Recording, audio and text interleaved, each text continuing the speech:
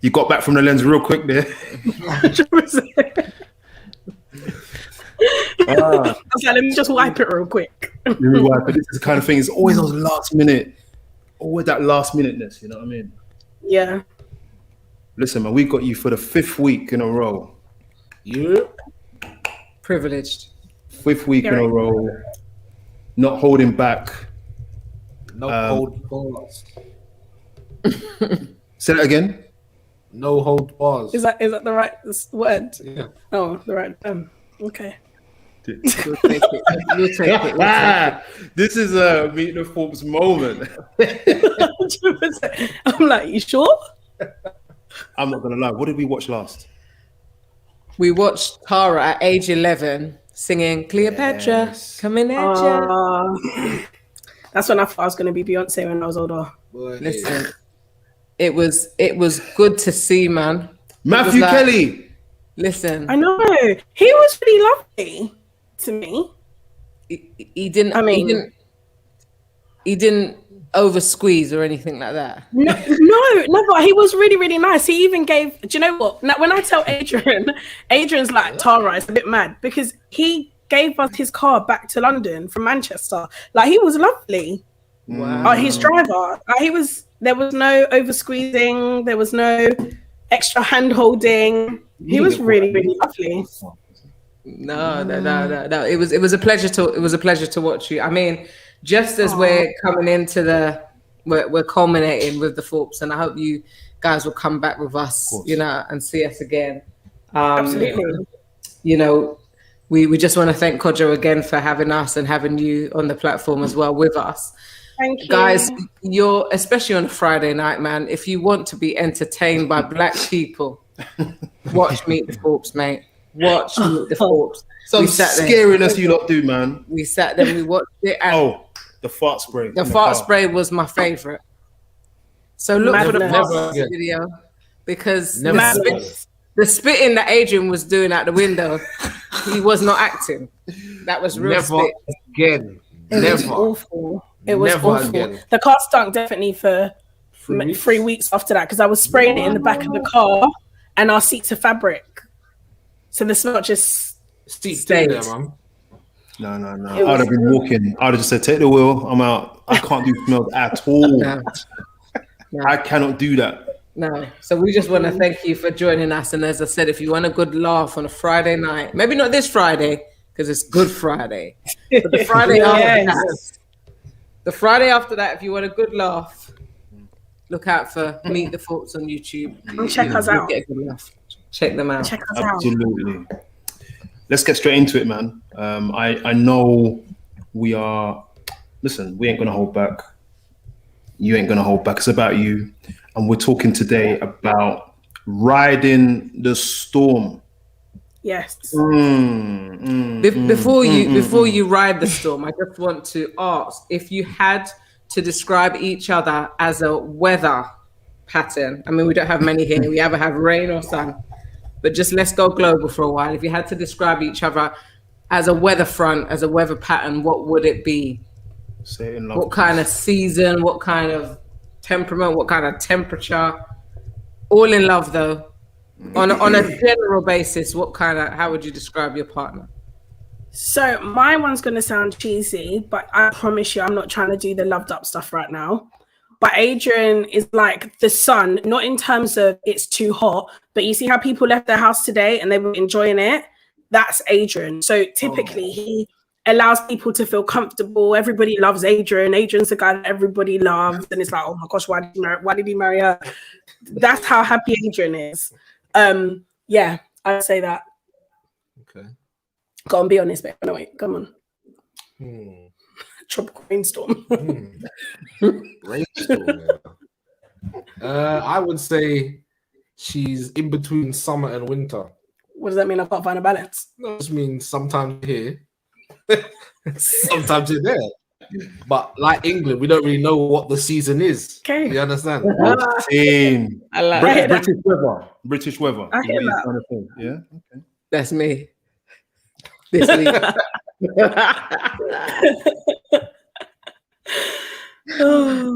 Hey. trying to focus this thing now. It's not looking.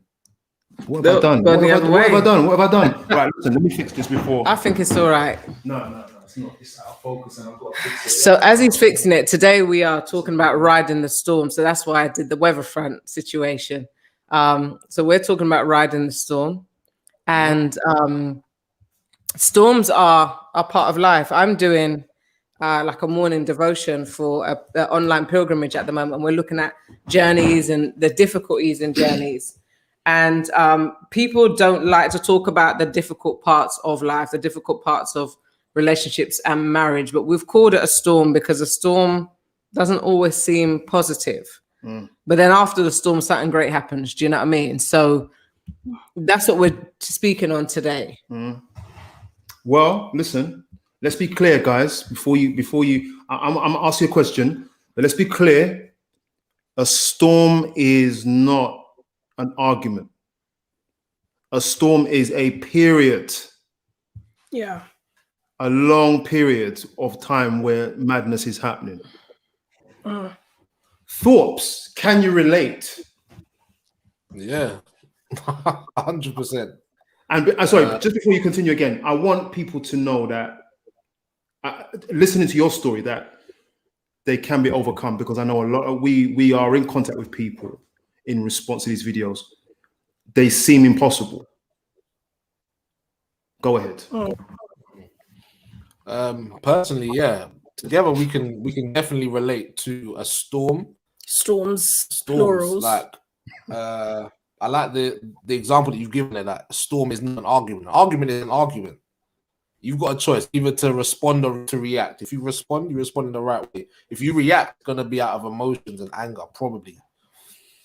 A storm is in a season, so Back to back. Yeah, it's just something that carries on. It lingers. For a long period of time. It's always there. You might know the reason.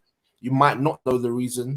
You might even not know you're in a storm until the end. You're like, rah. Until you're out of it. I look back and it's like, this is what was going on. Mm. Sometimes it's physical. Sometimes it can be spiritual. We've probably gone through both. Yeah. They're definitely not easy to go through. In our case, we're Christians, we're born again Christians, so we believe that there's always hope. Somewhere there is hope. There's always hope. And that's what we put our hope in. We put our hope in Jesus because we haven't got the answers, and we realized that a long time ago. As we've mentioned in previous episodes, we've gone through infertility issues. We've gone through wanting to get divorced. We've gone through health issues. The car blowing up. Losing your job at the same time. Yeah. Yeah. Being homeless. Yeah, we've been through a lot of it. So yeah. You could have been a part of that 45% that didn't make it, and it's not looking down on those who haven't. But I think being married is understandable how, in this age anyway, it's understandable how people do walk away, because it does seem impossible at the time. And sometimes, a lot of the time, those feelings they come and they go. So when we're in a storm, it does feel like this is not working. You know, I don't know if I listened to God, if she was the right one for me, if he was the right one for me. All these thoughts can come into your head. I'm really asking you, like, how did you kind of make your way through that period? You had storms. You know, one of the reasons why people are divorcing is because of financial disparity, disagreement, challenges, communication issues. How you push through that? And we've heard your story before, but give us an overview of that journey. I mean, you may be soon to be a minority, but statistically you should have made it as well. You know what I mean? But how did you get through that? Every situation has been different, but I can touch on the financial strain.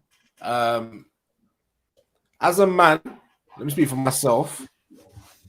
I tend to think maybe 2 to 3 years ahead. And sometimes when I try to plan, and in the months leading up, maybe 6 months, you're like, things are not going the way I planned them to go. I get into my head. I start thinking, what could I change? What can I do, or what haven't I done to make this possible?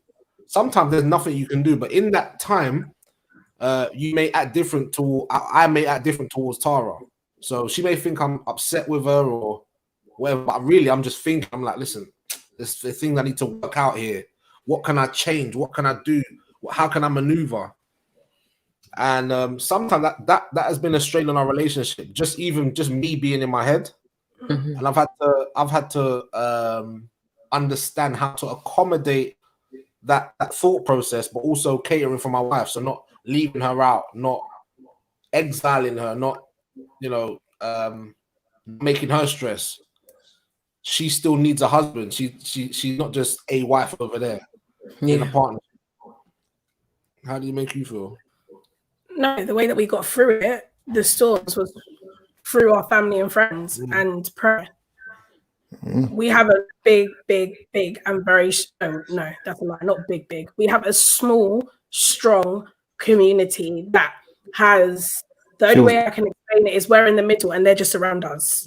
Yeah. And the only way that I can visualize it or articulate that is by, we're in the middle suffering through all these seasons that we've been through, and they're just around us praying around in a circle. So we're very blessed to have the people that we have in our lives, because I don't know if we didn't have them, if we would be where we are now, because there were times where, especially when we wanted to get divorced, I definitely wasn't praying anymore, which I explained before. But I know that there's been times where you haven't prayed, do you know what I mean? Because it becomes overwhelming, and where we lack, they hold us up. So, yeah. So community is essential in helping you get through the storms. Because my next question was, how or were you prepared before marriage? Did anybody tell you that there were going to be storms? Did you have an inkling? Did you see it in other people's relationships? Did anybody sit you down and say, well, this is life and there's going to be difficulties, and you work through them together? It's not a door to run out. It's actually a moment to allow you to grow. Did anybody school you about that before you got into marriage? So definitely. So our pastor did, and his wife, he definitely spoke to us and was like, this is a lifetime thing. This isn't something that you jump in and you jump out of. Once you say I do, you're in this for life, until if one person passes, or, I wouldn't say that we had friends in front of us, because as we explained before, we were like one of the first in our friendship group to get married. But he told us, he spoke to us, but even though he spoke to us and basically drummed it into us, he thought he was drumming it into us, which he was, but I wasn't, personally for myself, I wasn't soaking in, because I didn't really realize what he was really talking about until we got married. So it was that. Is that because you were caught up in the feeling of the challenge? One thing that I remember, the first person I've ever heard say was my pastor. He was like, yeah, it's all good. It's nice, we congratulate people that get married and see you on your wedding day. But what was it again? He was like, yeah, it's good when you see someone get married, but let me see you in 10 years from now. Let's see if you're still married. It's very easy to get married, very hard to stay married, right? But yeah, no, my head, I thought I was, like I said before, I thought that, marriage was this thing. And when I look back on my wedding video, I was not ready for marriage. My head was in the clouds. I was like, this is coming from someone that never grew up wanting a wedding, that never grew up wanting to get married. So my head was so far into the day and the way that I looked and the way that the day ran, I didn't think about what happens the day after and for the rest of my life. So I can only imagine what it's like for people that dream of this wedding day and, having a husband and blah, blah, blah, blah. God knows where their heads are at.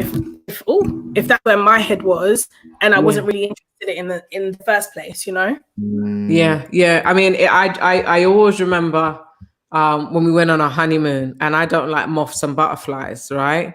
I've been scared of them from I was Same. 6. Same. See, it's too many similarities. Don't like them at all. And I just remember one was kind of trapped between like the screen door and the main door. And this is like day 4 of the honeymoon, and my voice was never raised before then. And I kind of raised it like, can you kill it? And it was like, Kurt was trying to gently let it out, you know, as a creature. Because I care. Because he cared. I'm a nice like, guy. You didn't kill it. You didn't kill it. And I just kind of remember him like looking like, who the heck are you? Do you know what I mean? 4 days in Antigua, screaming my head off at this butterfly. But it was interesting because, as you've just said, in that preparation period for marriage, if you haven't got the right circle around you, nobody's going to actually say to you, do you know what I mean? There's going to be difficult times in life, and you can together work through these, most of these by yourself. And sometimes you may have to bring in a third party. Do you know what I mean? But it's not spoken about. So you can get shocked. You can shock yourself, you know? So I'm following that question. I wanted to ask then, knowing what you know now, do you make preparations for storms? So for me, I'll answer for myself. I never did before, but the last maybe 2 weeks, my prayer has been, God, let my prayers the prayers that I pray now, let them intercede for the season where it's really, really hard. So everything that I'm doing now, use this as my strength for when we go through a season. And that's only been of recent. We've been married for 8 years this year, and that's only been the last 2 weeks. So no, I've never really prepared until the last 2 weeks. I'm trying to, you know, like what we said before in one of the other videos, where you put in what you get out. No, you get out what you put in. Yeah. So spiritually, I'm trying to put in, when I need to withdraw, I can withdraw. Yeah. I remember my pastor preached a sermon, and he was saying how married couples, you need to, when there is a storm, you need to go to that your savings in a relationship. So whatever you've invested over the years, you need to be able to think, okay, now when we're beefing, or when there's a storm, when something's happened, let's go into that pot that you've invested into that relationship and draw stuff out. But if you haven't invested, there's nothing you can draw from. And that's where marriages crumble. That's where marriages fail, and you're like, we haven't got a friendship. Why are we even here? We don't even like each other like that.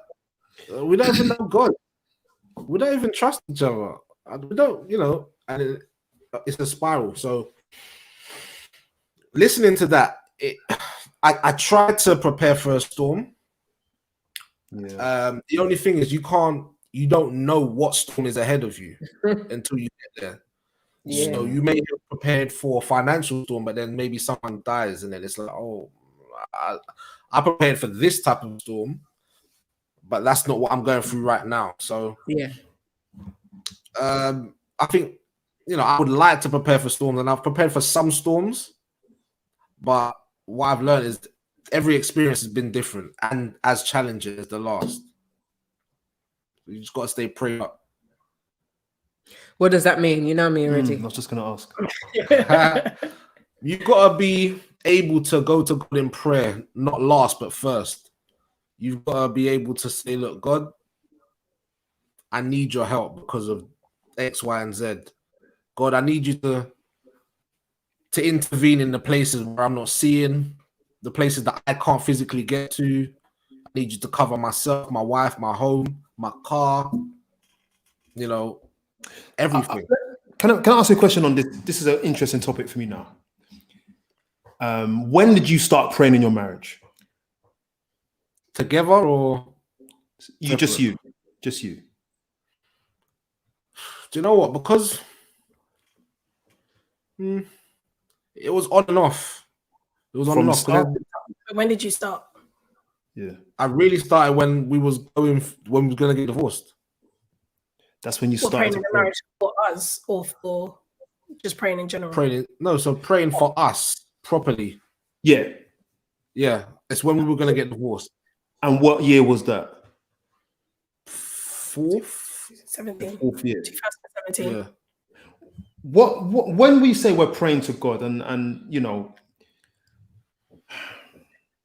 when we're saying we're praying to God about our marriage, we are struggling, and we're asking God for help. I'm just actually thinking, what are we really asking for? So I'm not questioning you as in to doubt you. I'm actually asking you to dig deeper into what it means to pray for your marriage.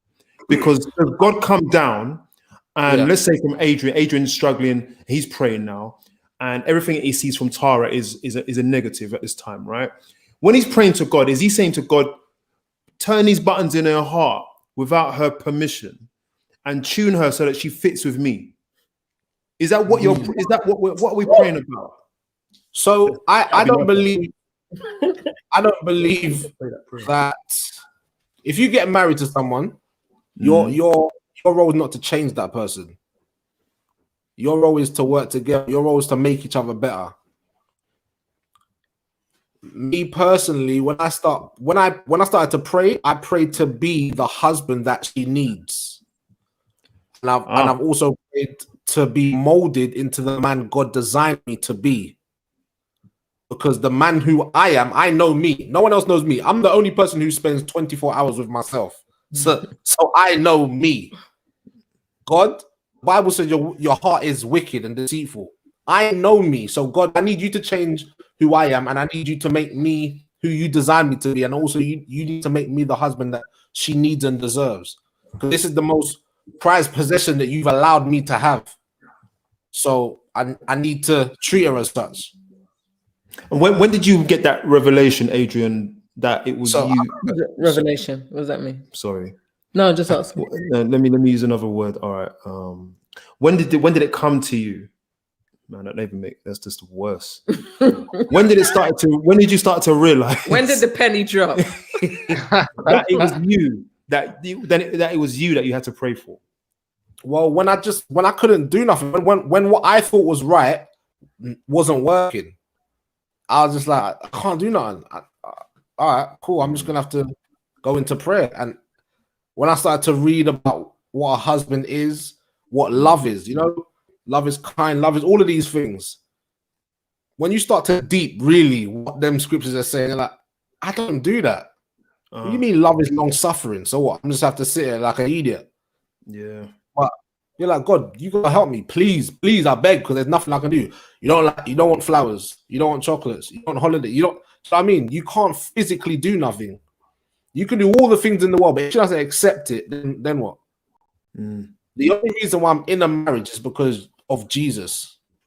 I wouldn't have got married for any other reason. Tara. Yeah. 8 years in. Nearly. And nearly 8 years in. When's the anniversary? May the 19th. We're going to be on YouTube with you that day, so it's actually a really nice coincidence as well. Is it? No. Front row seat. Tara, then 8 years in, and you have to pray to God to help you still. Like, why are you still praying about it? Because there's so many answers for this. So firstly, I realized a lot of the times I was praying for God to help me, it was kind of religious because I didn't really want it. I was just saying it. I was like, that's just the right thing to do. But not getting on to the right thing to do is to pray that, this is what I've been taught. You pray as a wife to be a better wife and whatever. But I didn't really want it because I wasn't ready to change.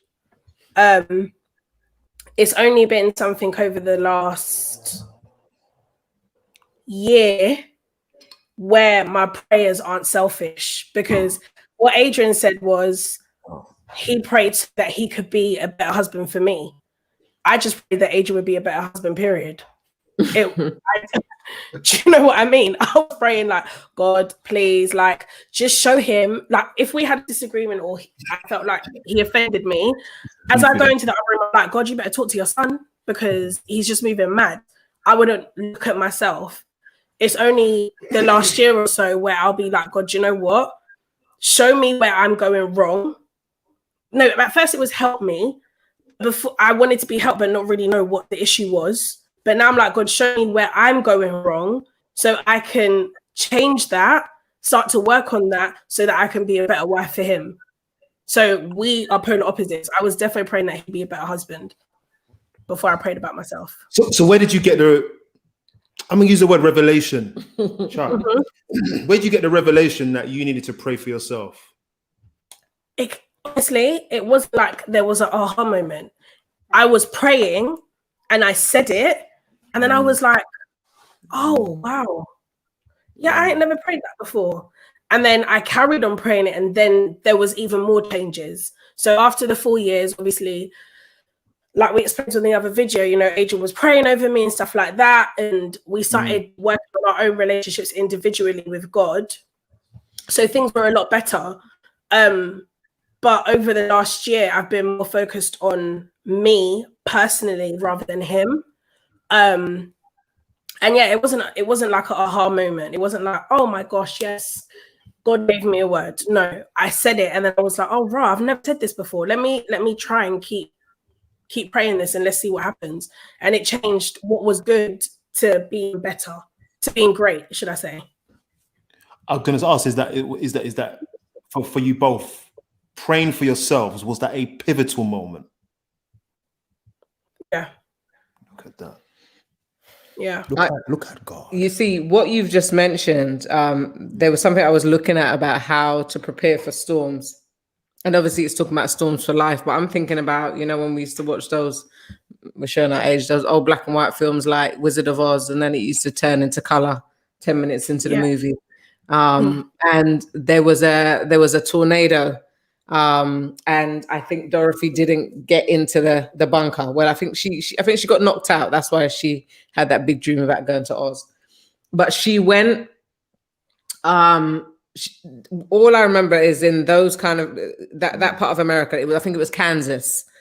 I don't even know if that's a real place. Yeah, I mean, I've never even seen it. Yeah, they got them like underground bunkers, so they know they get the warning.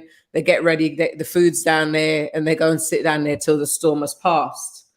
But I was just looking at a website called livepurposefulnow.com, and it talked about how to get through storms. And funny enough, you've mentioned all the parts of the storm, and the first one was to expect them. So initially, you knew that some kind of storm was going to come, and then it was like practice responsibility. So maybe where have I gone wrong? Maybe have we caused the storm, or has it just come upon us? Do you know what I mean? Yeah. Then you spoke about, the next point was about leaning on friends, but you spoke about having a circle around you, which I suppose you fall back into, you lean on them anyway. And then having compassion on others. So that was you saying to us that you're not just saying, pray, you know, fix him, God. Actually, I'm going to have some compassion on him, and I'm going to fix parts of myself what can make his storm even easier to ride. And then the last point was obviously leaning on God. It says here a higher power, but the only higher source of power that we know is Yahweh God. You know what I mean? So it is so interesting that you actually, as you explained, that you went through all the 5 components of how these people have interpreted it. Succinctly, you went straight through it. Is there anything in addition that you would add to making it through a storm? So we've got 5. Well, I mean, I don't know if I've got an addition, but I kind of just want to hammer the point. So for instance, we're going through a season right now. You know, I lost my nan in October, and me and Adrian were speaking about it today, and I was like, I've always been quite temperamental, I'm going to be honest, okay? Quite temperamental, like you said. I mean, between, what did you say, sun and winter and summer. You don't know where you're going to get, right? So we were speaking about it today, and I was like, genuinely, since losing my nan, I what was the word? I can lose it more often than what I'm doing. I can stay in bed every single day and not have to do nothing. I can be selfish and just think about myself. But when you get married, you got to go through that season together. So whilst I'm waking up every morning and I'm like, oh my gosh, my nan, she's my world, you know, she was like a mother to me. I have to also remember that I'm in a house with someone and I can't make his life hell because right now I'm going through something really tough. So I have to make the conscious decision where I want to snap or he'll say something. I'll be like, what are you talking about? I have to be like, Tara, check yourself. Even on Sunday, we was in church and he done something and I was like, why are you doing that? Why are you doing that? And then I had to humble myself and I had to say, I'm sorry. Even though rightly so, you could say, well, it wasn't about him. It's because she's going through what she's going through with her nan. Do you get what I'm saying? So I have to consciously every day make a decision that I'm going to get through today. I'm going to be mindful of his feelings because, yeah, this is my life partner. I can't make his life hell because I feel like I'm going through hell right now. Do you know what I mean? Yeah. So when you get into a marriage, it changes the perspective. I mean, sacrifices every day. Sacrifices every day. I could lose my temper every single day. I could say, do you know what? Forget it. I ain't getting out of bed for the next 2 weeks. Or I'm not working on Meet the Thorpes. Or I'm not even being kind anymore. I don't even need to be kind. People will understand where I'm coming from, right? But I can't because I have to respect him and honor him. And I don't want whatever's going on me to brush off on him, because in marriage, when someone's going down as a partner, you have to pull them up. But also if you're going down, you don't pull them down with you, you know? Yeah. But yeah, I don't know. It wasn't adding a point. It was just kind of reiterating that you have to be compassionate regardless whilst you're going through the season. Yeah. What it of? No, you go. I wanted to hit this. Yeah. We have a question for you. Wait there. The Dollar Queen, thank you for your question. At 7:54 p.m. Kojo's on it, man. How to know the difference between a hard moment that you push through or it being time to let the relationship go? I mean, I feel like that's not something that I could answer because I haven't been in that situation with Adrian, as in letting the relationship go. I mean, there was a point where I was going to let it go and be like, yeah, deuces, I'm out. But I wasn't trying to push through it. There was no pushing through. It was just like surrenderance. I don't want it, like, go away. But I've never got to a point where I'm pushing hard for something to work between us and it's not going the way that I need it to. Because you could say, I'll let it go when it doesn't work. But how do you know you haven't pushed enough for it to work? So I genuinely wouldn't know how to answer that question. I mean, if we're going off of storms, to me, storms can happen in or out of a relationship. So that, for me, that's not a reason to be letting a relationship go. But you could be in a marriage and have a storm. You could be single and have a storm. Yeah. So if it's based on a storm, I don't think you let it go. That's not a reason I would let Tara go. When I married Tara, it is for a lifetime. So there's no other woman I'm ever gonna call wife. For me to let it go, obviously there may be some reasons, like if there's domestic abuse, and things of that nature, then I would say, look, you know what I mean? But an argument or a few arguments, we're not seeing eye to eye for a while. The only time. Sorry, 1 second. Yeah, go ahead. Go ahead. Only time we were going to get the divorce, it was because our vision had stepped away from Christ. Oh. Remember, the only reason why we're married is because of Christ. The moment we decided this is long, this marriage thing, it was when our vision was not on Christ. I was no longer, I wasn't there. I wasn't with Christ. I wasn't walking. I wasn't abiding. Do you understand? So, what does it mean, just for those listening? What does it mean to have your vision on Christ, to abide, to walk with Him? I mean, are we literally walking side by side? Jesus, does He come to your flat and you walk to the park? What does it mean to have your eye on Him or take your eye off Him? And how does that impact your relationship? What does that look like? So living according to the Bible as much as you can, really, making Christianity not just a Sunday accessory, but a lifestyle. I would say that's abiding. You know, doing what you can to honor God with your life. The moment you stop doing that, let's say you just go back to what you were doing, drinking, smoking, swearing, partying, sleeping with other people, just opposing God's word. Living for yourself rather than and following what God says. I believe, that's it. Lovely. I just wanted to put it out there that again, I don't know if I said this earlier on. Feelings can make one feel that it's time to end it. And if we go by where you guys are coming from, you should have ended many times over. And I said it respectfully. And when I look, Coach, I'd like you to try and answer this question as well, just after I make this point. But storms, I believe, can last sometimes for years. I don't think storms are necessarily predictable. Oh, this is only going to be for a week.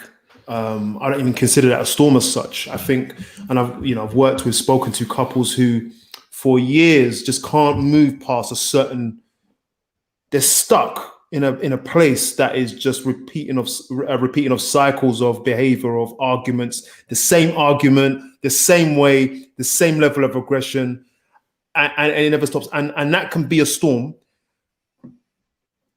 It can last for years, but that doesn't mean that's the end point in trying to kind of address Adjo's question. Is it Adjo? No. Go up. Who is it? The Dollar Queens. Same. So it doesn't fully answer your question, but it just lets you know that it's impossible to put a defining moment on it. It's like a rubber band, isn't it? It just you can keep stretching your capacity. So there isn't like that defining moment that says, right, that's it. Apart from what Adrian said, where if it's something like, you're experiencing domestic abuse, then that's like a cutoff point where your life is in danger. But to be honest, in a marriages, that's where you keep stretching beyond the capacity. Not that, like, as even what Paul says with grace, not that we take advantage of it, but actually in that stretching, you're both growing and loving each other more because you stretch beyond where you should have. Sorry, Kodja.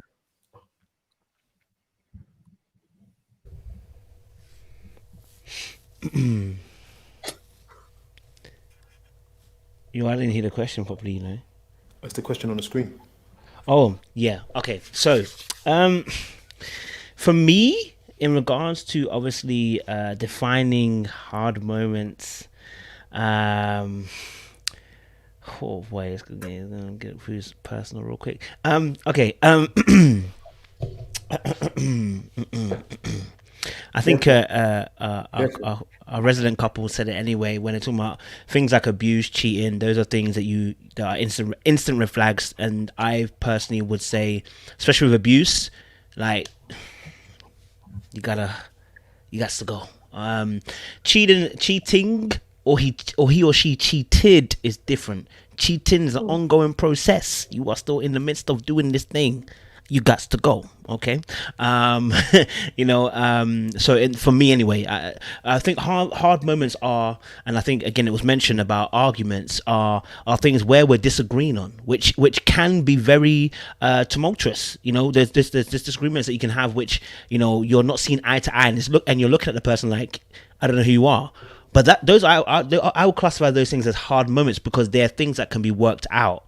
But I think, you got to differentiate between red flag I gotta run, and we're having an argument, we're disagreeing, we're not able to see eye to eye.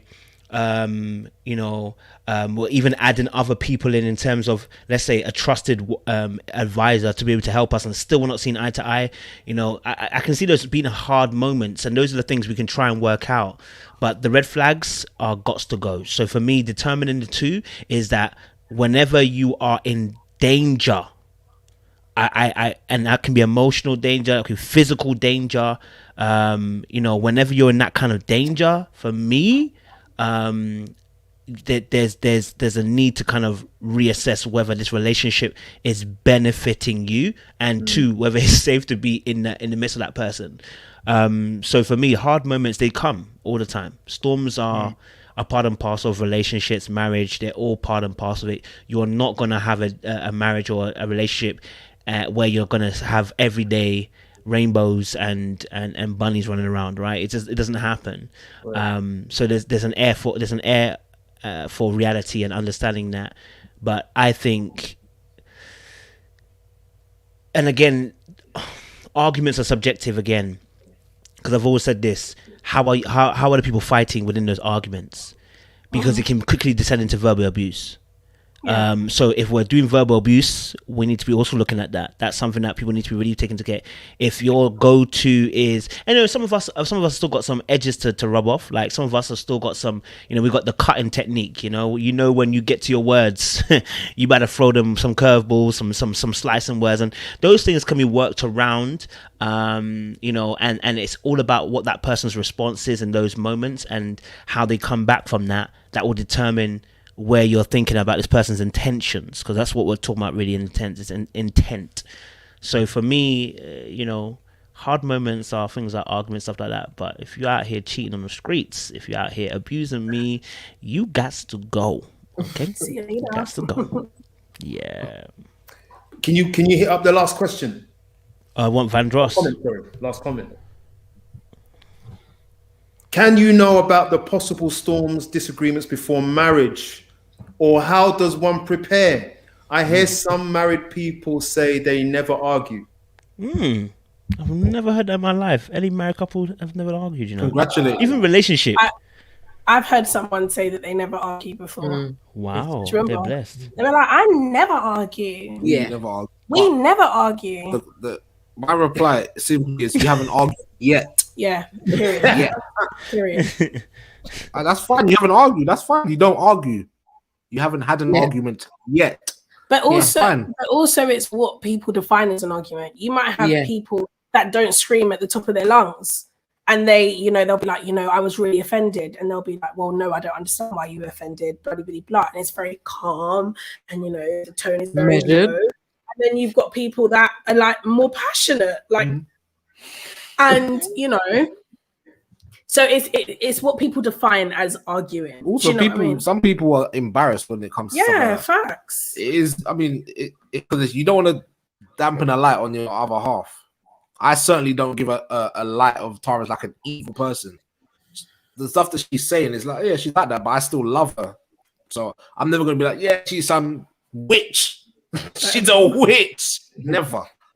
Some people might sugarcoat it, like say, we don't have arguments, but we do have disagreements. Call it what you want. It's the same thing. Yeah, the same thing. Yeah. And you're gonna have it sometime because you're not perfect. You're both not perfect. You're two imperfect beings, and you can't agree on everything. I know that Vandross did. He asked. I don't know when you joined, Vandross. We kind of tackled. Can you know about the possible storms and disagreements before the marriage? We said not specifically. We said you can prepare because somebody could tell you the truth and say this is not going to be rainbows and unicorns. You will come across difficulties. Christ said it himself, in this world you will have trouble, but take heart because I've overcome the world. So you will have difficulties because we're in something called life. And so that is not a surprise. But whoever is counseling you, whoever is in your trusted circle should be telling you, like, in this marriage, you're going to come across difficult periods. And this is how you prepare. So, for example, in counseling, we had 21 years ago, they said to us, maybe if you are in an argument, sit on his lap So sit on his lap, and you can't possibly be screaming at the top of your voice when you're sitting in each other's arms. I can still scream at the top of my voice and sit on his lap. But yeah, it was a good tip. Do you know what I mean? Or if he comes in cheesed off from work, how will I know? So say if he was wearing a hat, where would he place that hat? And that would tell me, oh, the hat's here. That means it's not a good time. Do you know what I mean? So stuff like that prepared us to a certain extent to know that storms would come, and we could use a few strategies. But actually, when the storms came, we realized that the roots weren't dug deep enough. And that's no fault of our own. It's just that you're just not prepared. I think you're prepared after several storms have happened, then your roots go deeper. And that's what happens. But I think you can have all the counseling, all the tips that you want and you can get before marriage. But until the storm hits, I don't think you're prepared for the next storm and the next storm after that. So you're learning on the job, mate. That's what I think it is. Totally learning on the job. I think you can prepare before we go to the next question. Adjo for reals, firing them off. I think you can prepare. And I was going to ask you guys I'll save this question for you guys, to be honest. Let's go to this next question by Adjoa for real. How do you handle it if your partner isn't willing to push through with you? They aren't talking divorce, but they have separated themselves from the issue and aren't willing or do not care for a resolution. This is real, because not everybody has the capacity to ride. You know, like you see those people out there on the surfboards on the crazy waves. Not everybody does that at first, so it's a tough one. What do you do with someone? I mean, this is a question to you guys. What do you do with someone who's just not willing to? They've separated themselves from the issue. What would you say to that? I think you can speak from experience. The difference I just didn't speak about divorce. So with me, we both just grew apart at one stage, and there was divorce on the table. Now, I was like, I'm done. She was like, she's done. And I came to her and I said, listen, get out the yard, go back to your mum's yard, and that's it. Or get behind me, or get a divorce. We get a divorce. I definitely counter offered him, just letting you guys. And then it was just like she come with this fire talk, and I was like, what are you?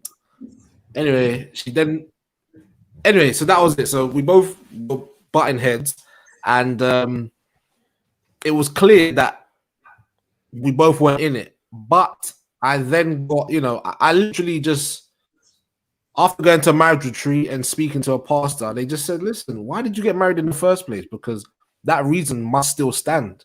Good place to she's start. Not a birthday. She's not a gift. She's not a birthday present that you can just throw away after you're bored. So after that, I said, okay, cool. Went back. I thought back. I said, okay, this is the reason. Do I feel the same way? Yeah. Am I annoyed? Am I angry at her? Yeah. What takes precedence? All right, cool. So I started to fight for my marriage. But how I fought was spiritually. It's all I could do, because I had done physical things. I had done the gestures, thinking, here's what you want. You want money? Do you want clothes? Do you want this and that? It wasn't working. It didn't help our marriage. It made her happy at the time. But at this point, you was fighting for the marriage and I'd given up. Just to go back to the question, yeah. I wasn't willing to push through it, but he had a change of heart and wanted to. So we were in the same house, didn't speak much. If one walked in the room, the other would walk out. I mean, there was little to no communication. Every morning I would get up. I wouldn't try to get up. I didn't set no alarms. I would be woken up about between 4 and 5 a.m. and I had an urge to pray. The first 2 or 3 times I was like, "Are you? What is going on? Why can I hear go pray for your wife?" I thought I was going mad. I thought, is that you, Satan? What's going on? On the fourth day, I woke up. I said, "Nah, this has to be." I'll go for my phone. I think it's the same time. I went into the room and I thought, very cautiously, because we were beefing, very, very cautiously, and I would just pray for her.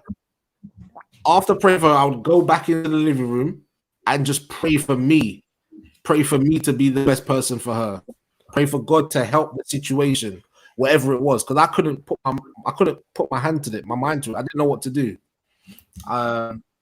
After a few months of doing that, and at the same time, I was still separating myself from you, and I wasn't willing and didn't care for resolution. Yeah. So at this point, I still was over it. So it seemed like there was no change for months, and I was doing the same thing. It seemed like there was no change.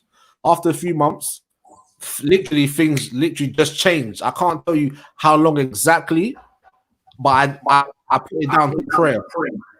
I put it down to prayer. It was all God. There was nothing that I did that could have changed. What made you keep praying? Hope. That was it. Hope. Yeah, I love that. Kodja just disappeared for a minute, but we will continue. Blessed Beyond Measure has a serious question. It says, where is it now? What do you do if the storm caused some level of trauma that is harder to overcome than the storm itself? Am I reading it right? What do you do if the storm caused some level of trauma that is harder to overcome than the storm itself? I get that. Trauma is a difficult one. Trauma to me is like a scar. So it can heal. It's always going to show, but it may show a bit different. It might not be as sensitive longer down the road. It will show up, but you've got to learn how to treat it. So it's there, but will you let it affect you? I remember I broke my arm. I got a massive scar on my arm for fighting years ago. And I used to, when I got the operation, I remember saying to my parents, they should have just amputated my arm. I hated it with a passion. And for about 10 years, I didn't show my arm in t-shirts. Always had a coat on. Any weather. Even when I met her in summer, I had a puffer jacket on. What I grew to do was, okay, the scar's there, but it doesn't change me. I'm not going to be embarrassed. It's a part of my body now. Yeah. So you just adapt. You do adapt. And I'm not saying that it doesn't hurt, because I don't like the scar, but it's a part of me. Will it affect anything I'm doing? No, not really. Some people may look, but I try to let that affect me. But I think the difference is trauma isn't just a scar. Of course. It's there's something there. There's, someone can do something and it brings back that trauma. So let's say Adrian cheated on me, right? I've forgiven the action, right? We're back together. And the trauma is actually worse than the storm itself, because now this is something that I have to deal with daily. So I would say, once you've got through the storm and then you're reminded of the trauma, and it's like almost like PTSD, you have to remind yourself, okay, I've forgiven this person. I forgave him. I have to remind myself. You'd have to remind yourself daily if you have. I'm not saying that this was the situation for you, but you just have to remind yourself that you're not in that storm anymore. And the trauma that's been caused, every day you have to get up and make a decision that, yeah, it hurts me, but I've forgiven it and I'm moving through it. I love that. I like that. I think people need to know that forgiveness is not a one-off event where you have resolved all your feelings. No. Tomorrow you wake up could be with the same level of hate as the day before. Forgiveness is a daily decision.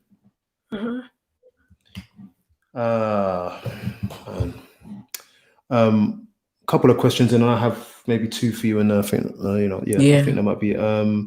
Geraldine Young said, "I say harass God in prayer, show extra kindness, and hopefully they will let their guard down. Then share from how you feel in humility." That's some serious advice. Yeah, that's it. Couldn't have said it any better. Yeah, That's some serious advice. that's beautiful. I want to ask you a question. As you're thinking about that question, people have said that they What are. question? As you're thinking about the question that Oh, you're thinking about, people have said that they are blessed by your testimony, about what you've been sharing with us for the past couple of weeks. A couple of people have said the same situations happened to them. And thank you for answering the questions that you've answered so far. They've said that as well. Thank you. Of course.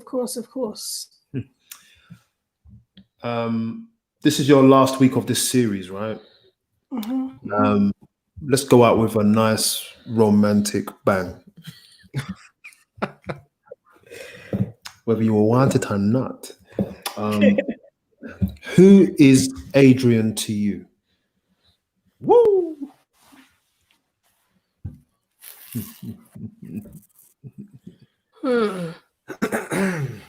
He's my life partner, man. He's like we're on this journey. We're just walking down this road together, and we're facing all the conflict together. We're facing the blessings together. He's my life partner. Cool. Tara's my best friend, my quarantine partner, my dancing partner. You say dance? My dancing partner. Yeah, we do have moments where we just put on some groove music out. and just groove out. She's my walking partner, my driving partner, my singing partner. She's also a good listener. As men, we don't often talk, Me? but when I do, she's there to listen. And she knows the right time to. Sometimes she's a bit off, but when it's the right time to talk, and I want to talk, then she'll listen. So yeah, she's my listening partner. So yeah, my dog. I think you can tell that Adrian's the more romantic one out of us. I'm like my life partner. As long as you don't call her even buddy, then you're all right. Exactly. Or pal. Then you're fine. Pal. That was on our Married at First Sight. Okay. Okay, pal. Okay, pal. Yeah. And your pal. I want you to not. No. Sorry. No, let me go back. I'm finished. No, go on then. All right, Tara, go on then, pal. That one's stuck in bad. Oh, okay. Oh. Tara, I'll ask you again then. Who is Adrian to you? Okay, if we're gonna do this. Adrian is my protector. He is my defender, which is the same as protector, but hey, 2 words. He is my safe place when the world doesn't make sense. I run it to him. He's my comfort. He is my life partner. He's also my best friend. He's all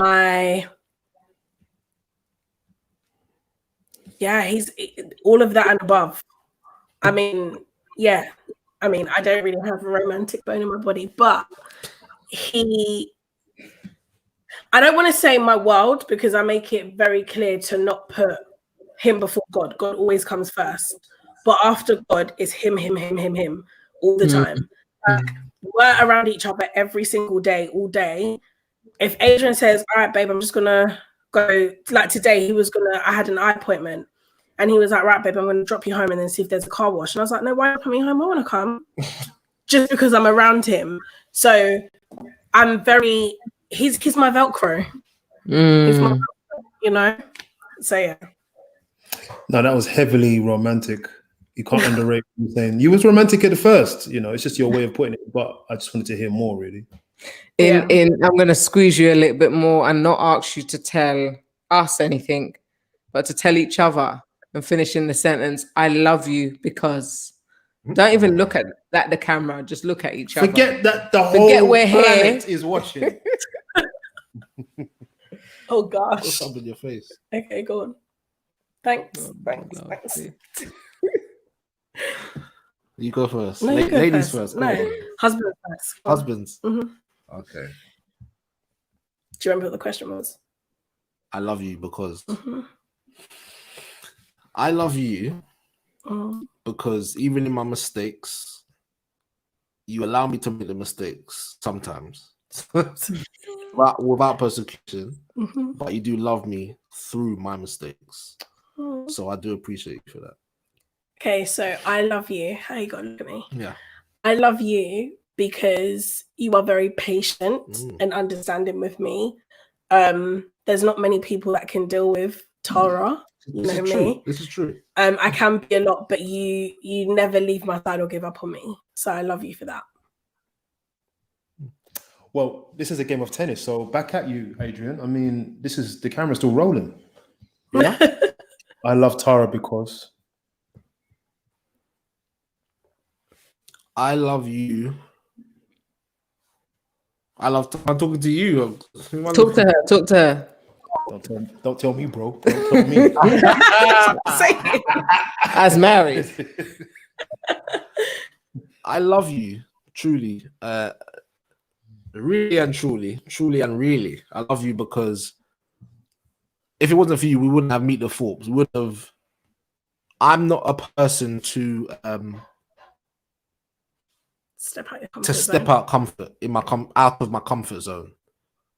The last year, you have really challenged me and made me confident in what we have and what people see us as. Mm. Whereas I'm just thinking this is just normal to us, or what we go through is normal. But you've definitely allowed me to see that what we have is something special, and there's a lot more to come. So yeah, I thank you, and I love you for that. Mm. Thanks. I guess I'm saying it back, right? Of course. Sorry, no drinking water. No? Okay. No, not whilst I let my heart out. Cool. I love you because you have become. I get very overworked about things. I.e., today there was a situation and I've stressed about it. I've cried about it. I've slept because I was so stressed about it. And you have. I don't know what it is about you, but you're like a cooling agent. Do you know what I mean? You're like a cooling agent. And I love you because you're able to pour water in my situations when I feel like I'm burning up. As soon as I start to get hot, it's like you just dash water on me really quickly.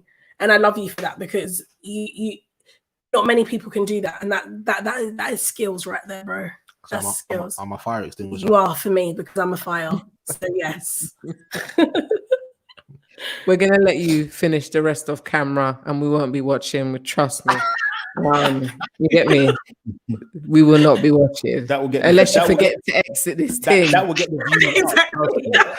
If you want subscribe, You could forget to exit, and you could increase your following by continuing the love. But we want to thank you guys. I mean, we have grown with you for the past 5 weeks. It says part 4 here, but it's actually part 5. So if you've missed part 1 to 4, you can go back on This Is Marriage UK or on that Little Black Book or on Meet the Thorpes to rewatch anything that you've missed. And it's been worth our time. It's been worth going through your journey of infertility, going through working through storms, going through how you got together and your story, even on learning how you made it through the pandemic, through the past year. Do you know what I mean? It's real. So I really want to thank you. I don't think Kodjo's dipped. I think there's some technical issues. He's still kind of there.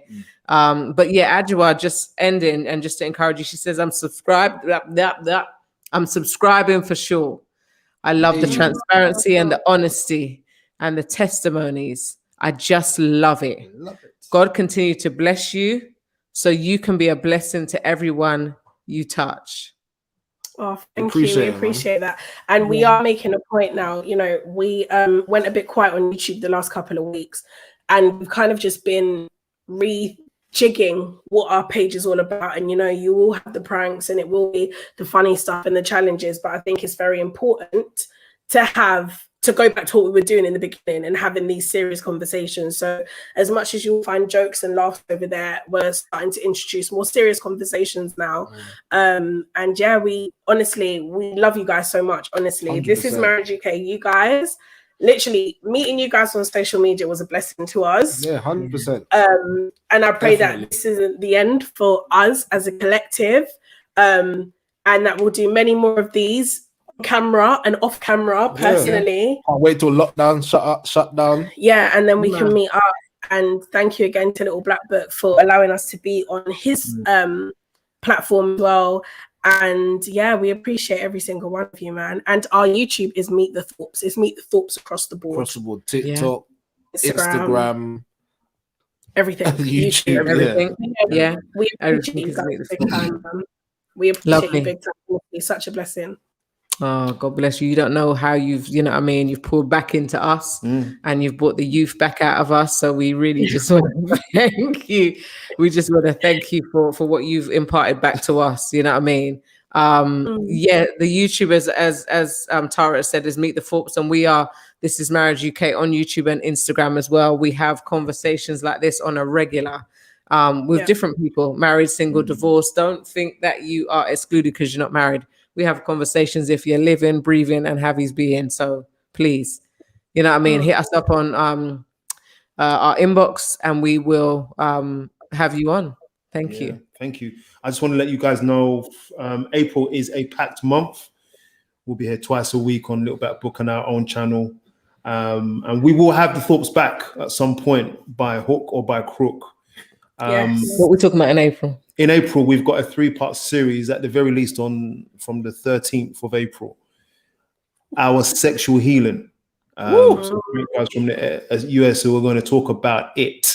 Yeah. From a personal perspective. It's going to be quite deep. So that's on the Tuesdays. And then we have some really intense.